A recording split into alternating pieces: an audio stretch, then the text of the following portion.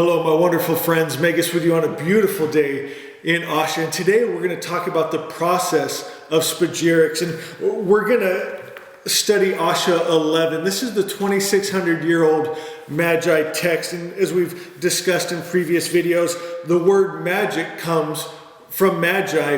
And my friends, of course, they're the ones that anointed the Christ. And the Christ was a miracle worker. And in this short statement and teaching, you can learn to work in magic and miracles. And then on top of that, we're going to work with these astronomical energies right now. We're going to use a full moon ritual. And I know you're thinking, well, Magus, yesterday was the full moon, but you have 3 days after a full moon to still work in those energies. And so this is going to be a powerful ritual that we're going to put together here. And my friends, the reason you want to do this is because you can transform your very body, your mind. If you have dis-ease in your mind, you can bring peace. If you have sickness and disease in your body, you can bring health, because we're going to change the very makeup of our being. And we're going to use Magi magic for this, because that's the only pure source that I know to use, that I trust. And so I'm going to ask that you do that. I'm going to, at the end of this, I'm going to use our spells, and you can use mine here, or you can make up your own, and I'll show you how to do that as we go on here. But Spagyric, it's a process to dissolve, to perfect, and to recombine, and it's been used all throughout history. Of course, the Order of the Magi used it thousands of years ago. You see it in Egypt, but we get most of our writings, of course, Latin and Greek. But as I was putting this together, I was trying to put together just a language that we could all know and use and understand. So I changed some of my regular wording so that everyone can get this message. My friends, when you pass steam through a plant, you pull out that essential oil, the sulfur, or the soul. And there's 3 primes in alchemy. There's sulfur, mercury, salt. Sulfur is soul, mercury is mind, and the salt is the body. And so we want to purify these 3 essentials. This is how medicine is made. This is how we get those pure metals, and this is how we get a pure soul. And my friends, when you start creating from a pure soul, from your actually true identity, and you burn away the lie and illusion, the things that aren't truly you, maybe things passed down in your DNA from your parents and grandparents, maybe things given to you in your education, or in the dark systems, churches, or wherever you get it from. You burn all that away, and then you recombine it with purity, and that's where power and magic comes from.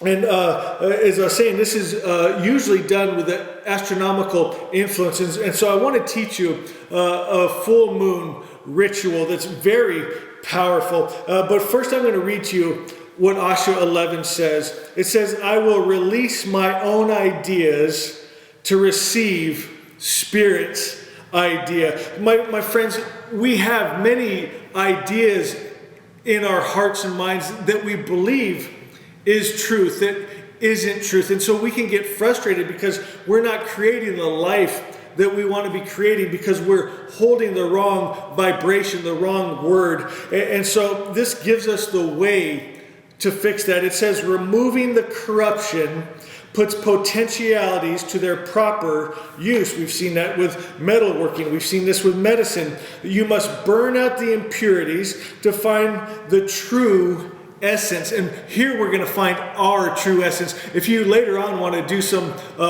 plant Spagyrics, I would love to. It's a beautiful, fascinating thing. But today we're just concentrating on the soul, that we are the vessel.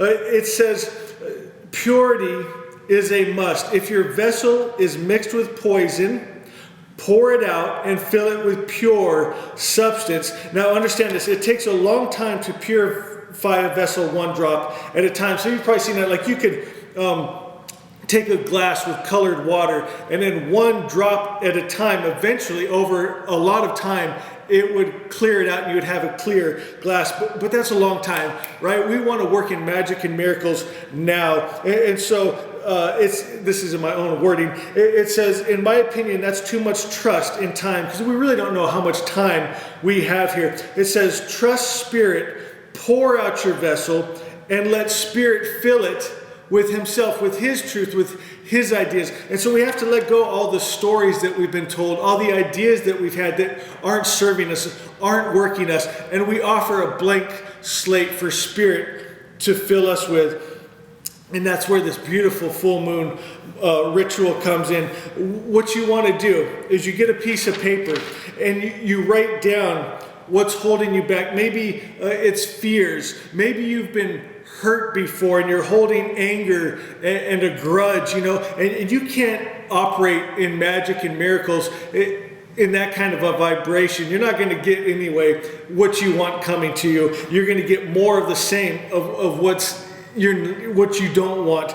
And so what we're going to do is we're going to write down maybe things that have happened to us. Maybe it's even things we've done. It doesn't even have to be things that others have done to us. Maybe you've done things that you feel shame for or guilt for. My friends, first understand this. In truth, you are perfect, Spirit. You are not your past mistakes and failures and things you've done. Those were maybe came out of subconscious prompters, maybe wrong beliefs and ideas that were implanted in you, maybe even passed down in your very DNA from your parents and grandparents. We talk about it. Maybe your parents or grandparents or great-grandparents had anger issues or addiction issues or violence, and so you see it working itself out in you, and then you're blaming yourself and you're hating yourself and you're holding these wrong vibrations.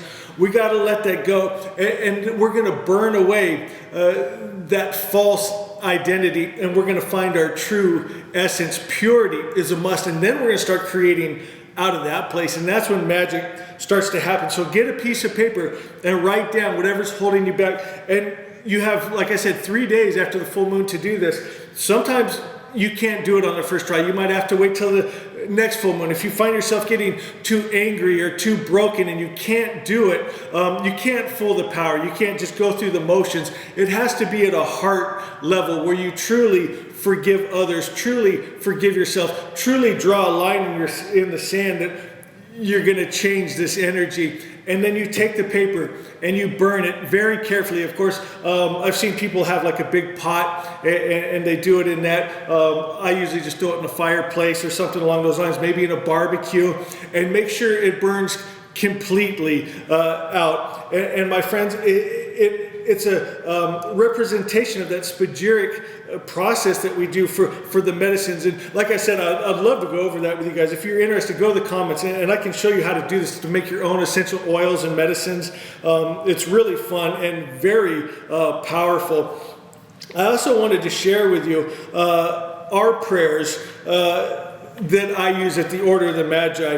And so what I would do is I would do the ritual, the burning of the paper, and then I would recite Hashem Vahu. And what that is, that's an invitation of the spirit Ahura Mazda, of Asha, the highest truth. And for the Order of the Magi, the Zoroastrianism, our God doesn't hate, war, kill, destroy.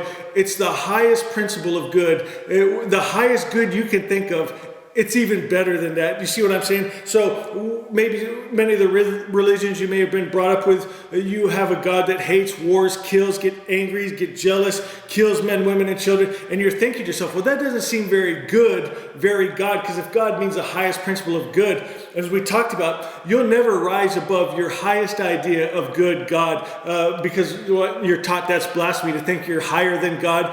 And so the dark system matrix keeps you bound with the ideas and stories of God that's mixed, right? A monster God, hate, war, kill, low vibrations, happy sometimes, mad sometimes, loves, hates, peace, war, and that's what the world looks like, because that's the belief, the vibration, the collective consciousness is holding. But you can break higher than that by going to pure spirit, and that's Ahura Mazda Asha here at the Order of the Magi. So when we recite Hashem Vahu, that's an invitation for spirit to come. And then we recite the Yata Ahu, and that's the most powerful magical spell. I'll tell you what they say about this spell. It says, it's a primordial utterance of such a nature that if all the corporal world should learn it and hold fast by it, they would be redeemed from their mortality. And then at the end, I'll show you our initiation into the Order of the Magi if you would like to.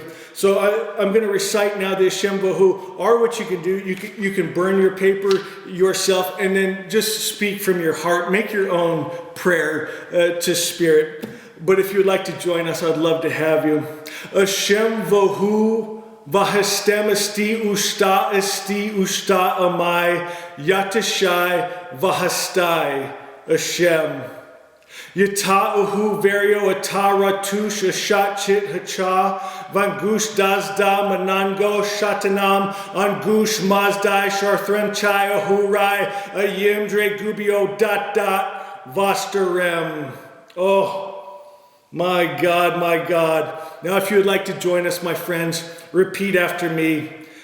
Yeshe lakom yandolosa. Yeshe lakom Yandolosa. Oof. Yeshe lekom Yandolosa. Oh, I love you guys. See you next time.